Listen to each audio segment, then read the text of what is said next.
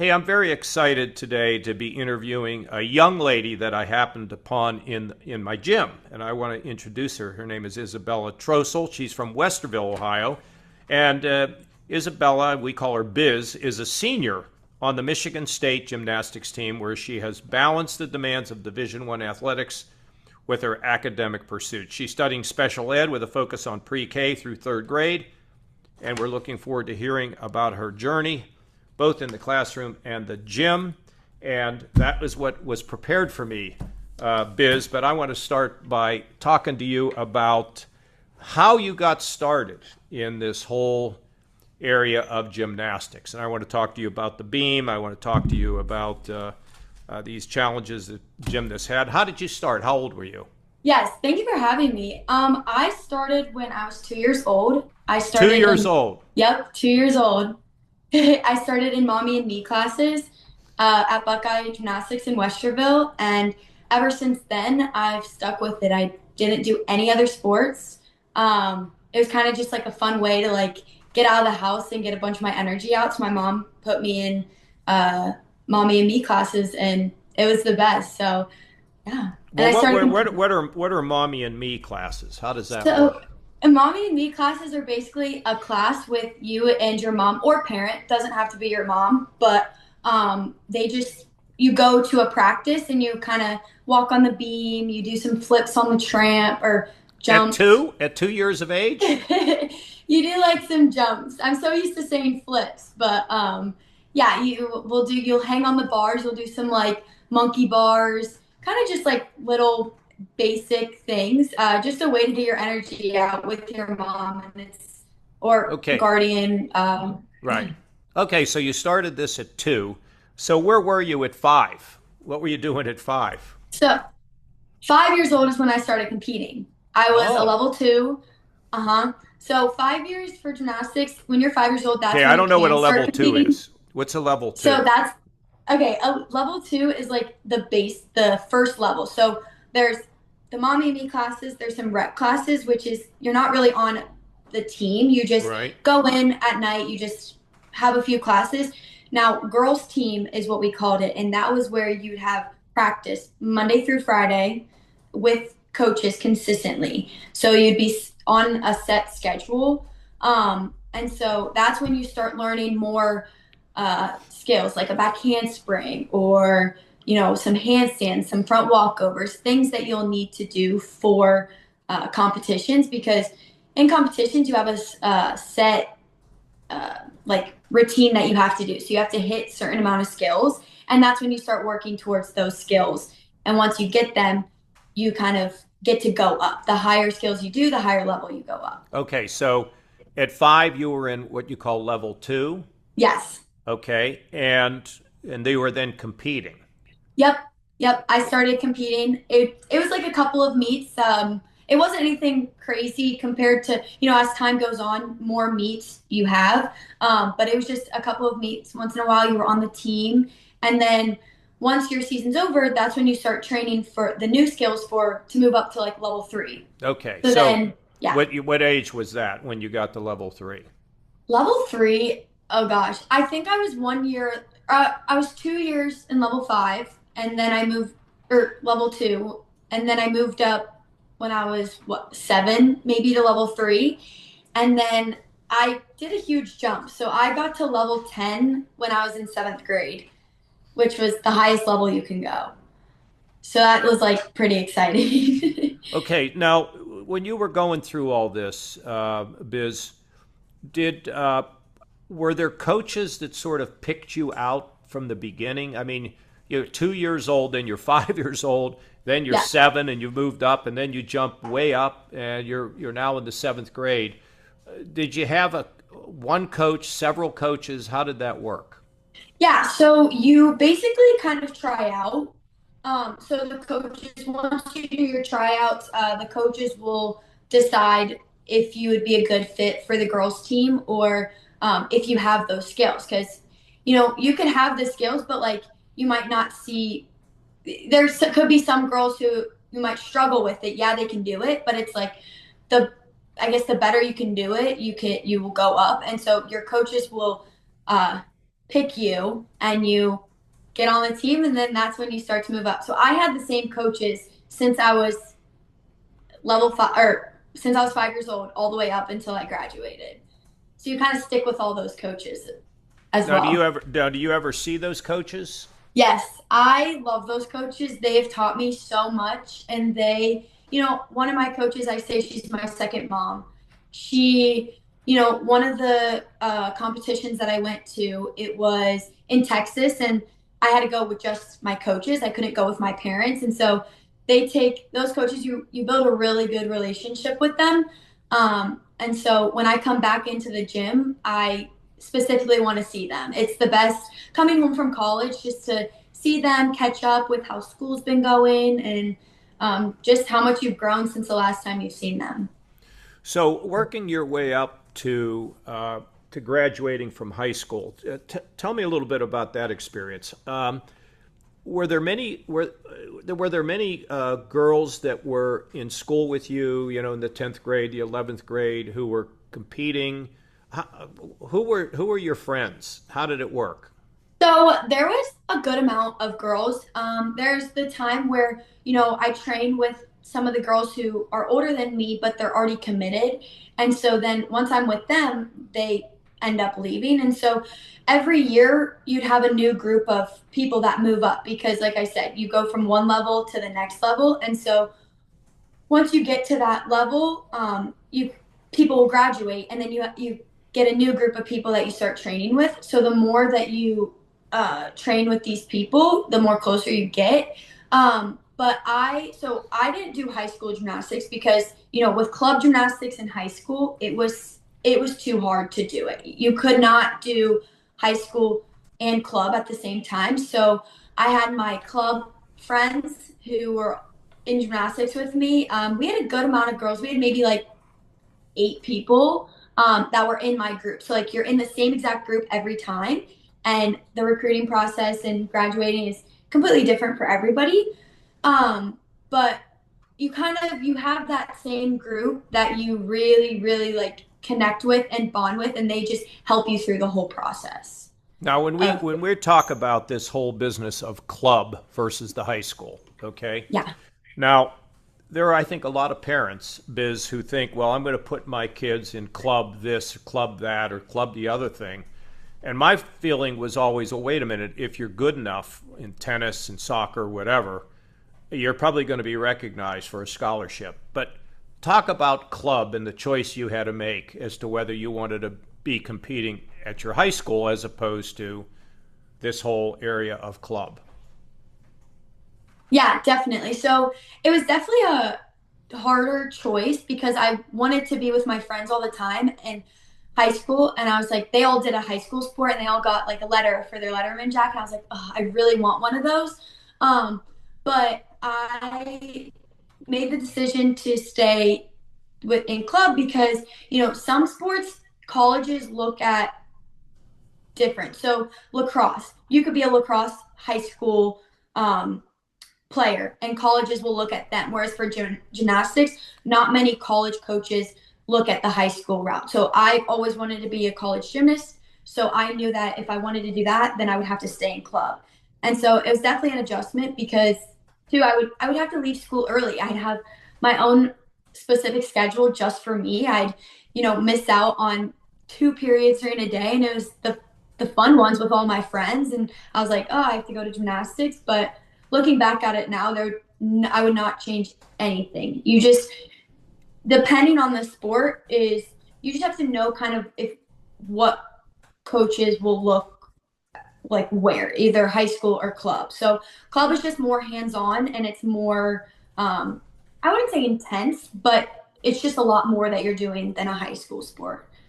Okay, now here you are headed to, well, you're already there at Michigan State. I think you're going to be a junior this year. Is that right? Or a I'll be a senior? senior this Okay, year. you'll be a senior. So here you are, 18 years old. You go to school in Westerville, and all of a sudden, schools come looking at you for gymnastics. Tell us about how that worked and what it was like. Yeah, so it you starting your junior year, going into your June 15th of your junior year is when colleges can start talking to you. So prior to that is when you want to record videos of you doing skills on all your events so you could send them to the coaches. You want to send um, text, you want to send emails, videos, Instagram posts to those coaches prior to June 15th so that you start to get into the coaches' minds. And so once that hits, colleges can just call you. It could be 12 o'clock, June 15th, and you get a call right away. But for me, I unfortunately tore my ACL my freshman year of high school. So by the time going into my junior year, I was just getting back to training again with my skills and just being back in season. And so it kind of just depends on the process. I was delayed talking with coaches just because I had to get all my skills back, and I wasn't to the point where all the girls who are at when it's June 15th. So I kind of had to work a lot harder to get to a spot where I felt comfortable enough talking to these coaches about where I was at. And so going into my senior year is when I committed to Michigan State. So every process is different. But once that date of June 15th going into your junior year hits, you can talk to any of the coaches. Now, were there other schools that were interested in you besides Michigan State? Yeah, so Michigan State was always my number one. I even just before going there, I loved it. Just from watching them, I was like, yes, Michigan State, number one. And then, you have to reach out to all different schools. You can't just put all your eggs in one basket for just one school because, if something doesn't happen, you want to have other options. So, yes, I did reach out to a bunch of other schools, and I had calls with some other schools as well, other than Michigan State. Okay, so you were talking about your ACL, and let's talk about your time at Michigan State. So, how did you hurt your ACL, and what was it? They must have told you need to rest and rest and rest, and Biz doesn't want to rest. So, Yeah. so tell us, how did you hurt your ACL?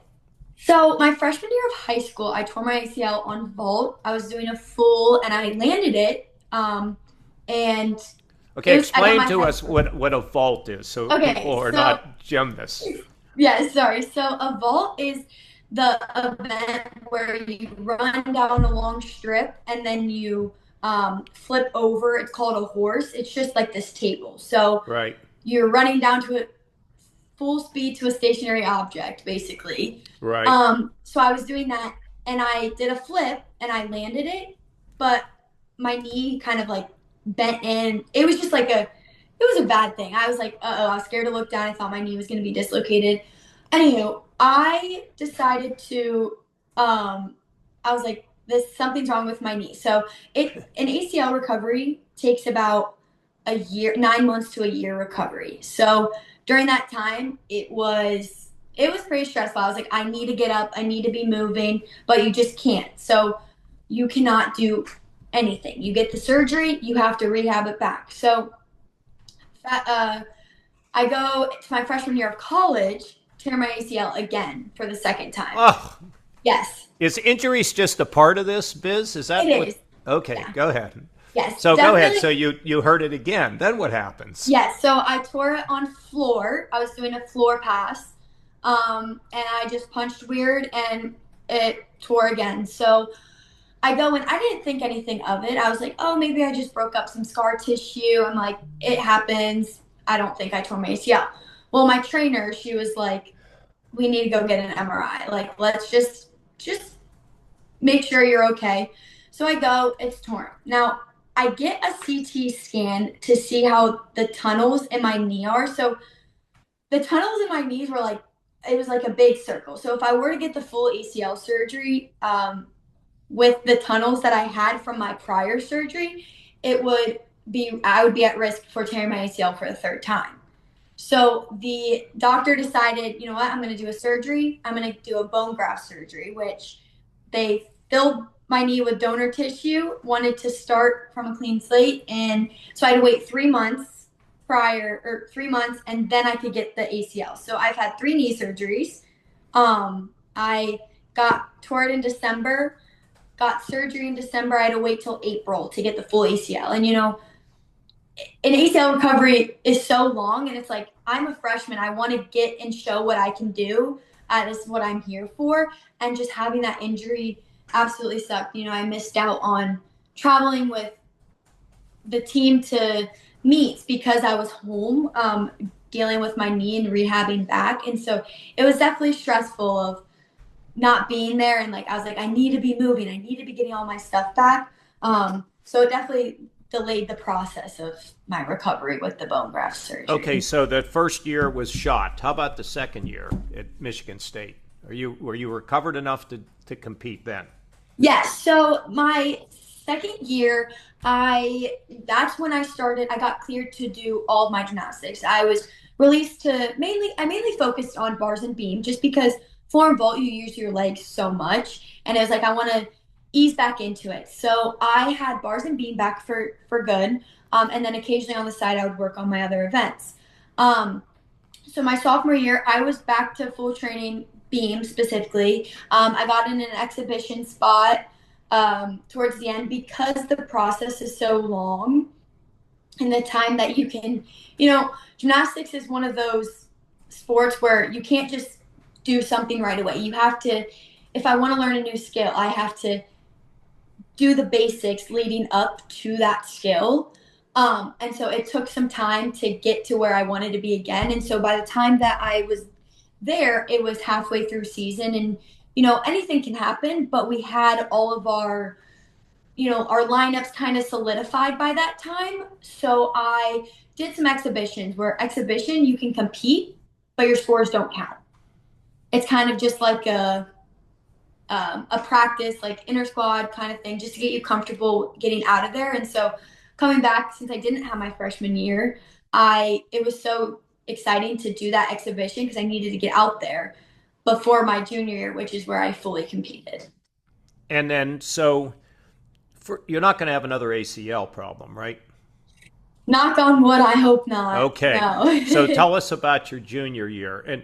And folks, the reason why I wanted to have Biz on here is, first of all, I met her in the gym, and she's, you watch her in the gym, she is an athlete, okay? And she knows exactly what she's doing. And she's such a smart and likable young woman.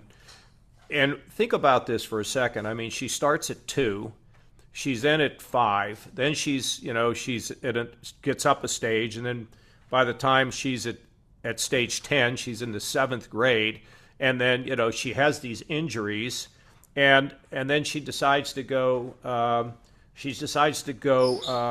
in club rather than competing for the school. She has to make lots of sacrifices.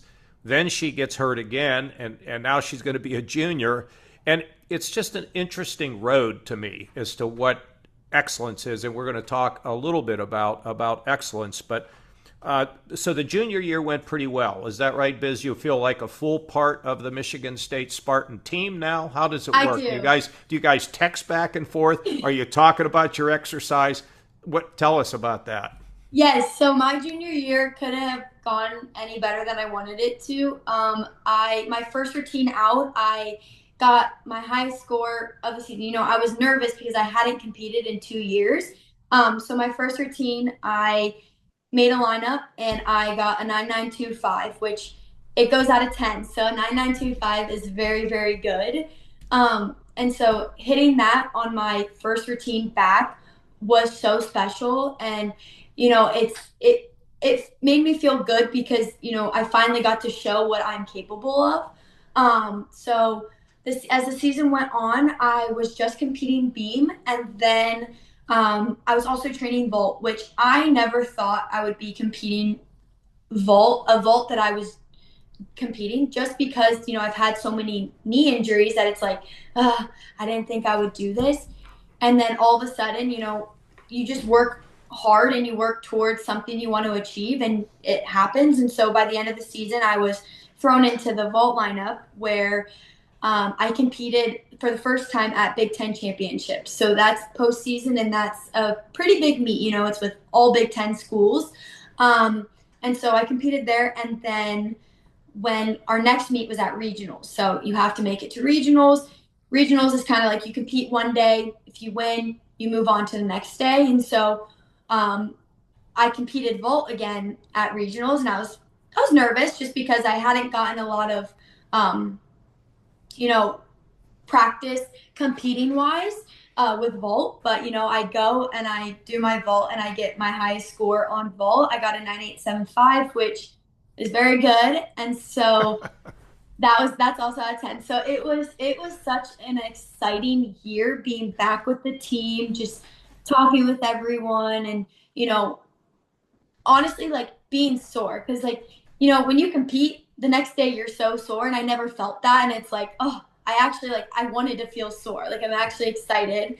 So it was really, really special, and I'm so excited for this season coming up. But yeah, all my friends text me and they're like, we can't believe you're back, it's so exciting. And so, what's your goal for your senior year? So my goal for my senior year is to compete at least 3 events. I want to compete bars specifically. Training all around would be huge, all 4 events. But more like realistic, I want to do 3 events: bars, beam, and vault, or even all around. But just with the three, I'd be completely good with. And then I want, just to have a great season with my team. My goal is to, like, make it to nationals. That's our team goal, is to make it to the biggest stage in NCAA gymnastics. That is nationals. So we made it my sophomore year, and we want to go back. So that was the best time. A goal of being a Big Ten champion, as a team or even individual. And yeah, just being another one of my goals is just being a good leader for the team. Now that I'm a senior, there's a lot of newbies that I want to, help and guide. So just being a big leader to all of them, and on the team as well. Yeah, it seems like this whole path, I guess I was going to say ordeal in a way, but the path you've taken has kind of grown you up and made you into a person that fits. It's a leader. It's interesting. It's really interesting to listen to. So let's talk about some of the great ones. Now, we were talking the other day in the gym. I wanted to ask you, but I didn't force it because I wanted you to talk about it on here. Talk about what the twisties are. Who was the gymnast and she trained in Columbus, I think. The young woman that had the twisties. Tell us about what that is. Yeah, so Simone Biles was the one who had the twisties at the Olympics. But the twisties are kind of like it. So you're doing a skill where you're twisting a lot. You either twisting left or right. You're doing a full twist or you're doing a double twist. And it's kind of like when your mind and your body aren't connected. So your mind's thinking one thing and your body's thinking the other. So you're lost in the air. You don't know where you are. Because normally when you do a couple of twists, you like to spot the ground or, like, spot something. It's like, uh-oh, I can't spot this. Like, I don't know where I'm at, so you get lost. And it's almost like a mental block. That's how I think of it. Mental blocks are something that are very common. It's when your brain does not click, when things aren't clicking in your head with a skill that you're about to do. So the twisties are, I wouldn't say they're common. They're very common, or they're not that common. But you never know when they're coming. One day you could be, like, doing your twist, you could be completely fine. And then the next day, something just doesn't click and you have the twisties. So basically, it's when your mind and your body are not connected together, and your mind's thinking one thing and your body's doing the other. So let's talk about her for a second. First of all, how does she overcome that? How do you trust yourself to? Have you ever had the twisties yourself? Yes, I have had the twisties before. And so obviously every gymnast is different, but I think that the biggest thing to the best way to overcome it is to start over. You know, you want to erase everything that's in your mind and just start from the basics of that skill. So, like I said earlier, the more basics you do, the more you'll get for your skills. You know, if you have this basic of a skill, you can add more to it. And so with the twisties, it's kind of like taking a step back, restarting, relearning the skill to get you back to the right mindset of where you want to be with that skill. So I think definitely just erasing everything in your head, taking a step back, relearning it is the most important way of getting that skill back and getting more comfortable with it. So is it amazing that Simone Biles was able to then go to the next Olympics and win the gold? I mean, Definitely. what do you say about that? Oh, I think it's amazing. It shows how much you can go. It shows how much you can go through and like the effort you put to getting back to where you want to be. You know, like yeah, the Olympics wasn't how she wanted it to go, and then she was like, you know what? I'm going to set myself some new goals. I'm going to start over and I'm going to work my way back, and she worked her way back to that gold medal, and that's like it's so amazing. It's kind of it just shows you like the type of person you are. You know, if you're so what you're set on of reaching those goals. And yeah, it just shows you can go through a lot, but that doesn't determine who you are. Just because you go through something, you can go through something, but you can work your way back to working through it and get Just like you did with your ACLs. exactly. So, Biz, competing at Michigan State is a big time deal. I mean, there's no question about it. I mean, that's elite.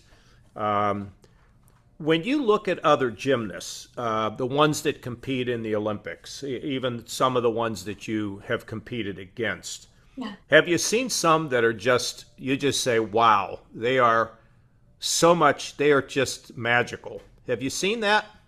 Definitely. I so a bunch of those girls that go to the Olympics, they're called the elite girls. So the elite route is going towards the Olympics. You know, there's I told you there's um, club gymnastics, there's high school, there's elite gymnastics.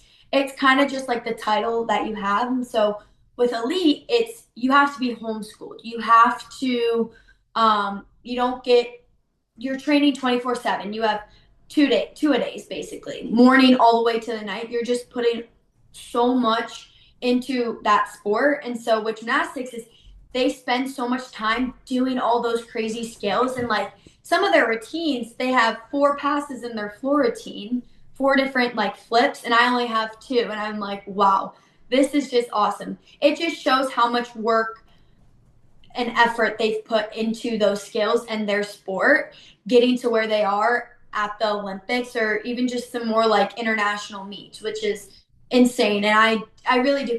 Not just elites. I also look up to other college gymnasts, and I'm like, wow, you are so talented. Your skills are amazing, and I sometimes catch myself just watching. Yeah, that's interesting. So let's talk about the beam, which is really that's your expertise, right? Yes. Your thing. Okay, so if I know that I'm going to walk over a bridge and it's got 2 sides to it, I'm not nervous about whether I'm going to fall off the bridge, right?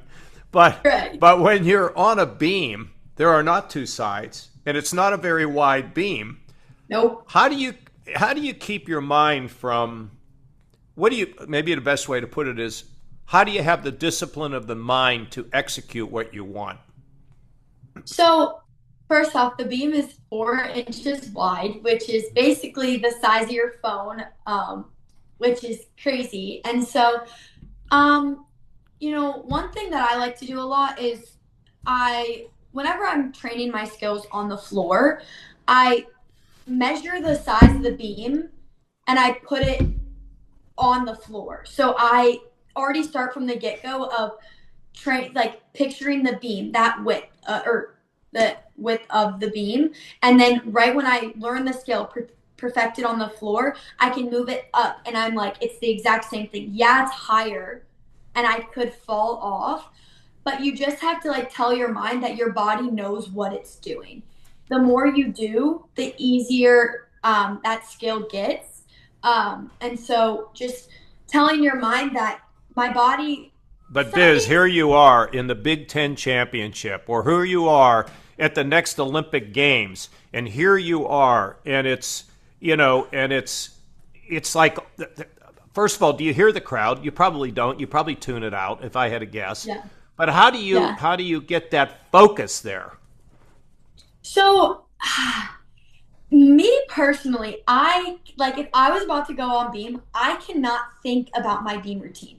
I have to think about something else that has nothing to do with beam because if I think too much about beam or what I'm about to do going up during that competition, I'm going to get in my head. So one thing that I do is I try not to get in my head because then I'll start overthinking. I'll think about my skills. And then, if I think too much about it, I'm going to change everything instead of just letting my body Ah, do its letting thing. you do what comes naturally. Yes, like anything else. I got it. That's Yes. yes. And so you're going to be a special ed teacher, and that's a Hmm. blessing. How's that going? Are you excited Thank about it? you. Yes, I'm so excited. I start student teaching in August, which I'm so excited for. I can't wait for that. And And yeah, just once I graduate, what about yeah, gymnastics going after that? What are you going to coach? Are you going to keep competing? What are you going to do? I don't know. A lot of my coaches at the gym, they're like, we want you to come back. We want you to coach. A bunch of the girls look up to you. You would be a great coach. For me, I guess it kind of just depends on what happens once I graduate. Like, if I have a job right away, then I probably won't graduate or via gymnastics. But if I like don't have it, then I would definitely consider. I've done it once in a while over the summers, just helping out with the gym, and I loved it. But it kind of just depends if I have a job or not right after with teaching. Biz, the last thing I wanted to ask you is this. So here you have, it's kind of hard when you're 2 years old, but when you're 5 years old or when you're 9 years old or whatever. Okay, and this is for the moms and the dads as well. Um, what advice do you have for a little girl who the coaches really think has talent? What advice would you give to a little I girl or think, a little boy for that matter? yeah, I definitely think that if the coaches have that, like they really believe in the child, to stick with it. You have to do a sport that you want to do because if you don't want to do a sport, but your parents are kind of like, oh, the coaches think you have potential, but your parents are putting you in that sport, but you don't want to do it. I think with that mindset, you it's not going to go as far as you think it will. I think that you have to have that mindset of, yes, I love the sport. I want to keep doing it. And anything can change. You could trust the coaches. They see you. They're the ones who know the sport.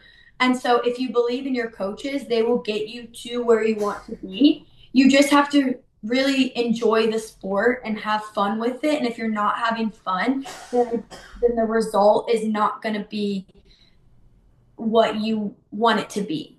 So I feel like definitely just trusting your coaches, not just if speaking for like the little girls and boys, if you don't think you see anything, don't just take your kid out of that sport just because one kid's here or another one's not.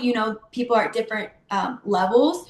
I think just like sticking with it and going through because some gymnasts or even just with any sports, some are quick learners, but the other one takes their times, but then they both end up at the same exact spot.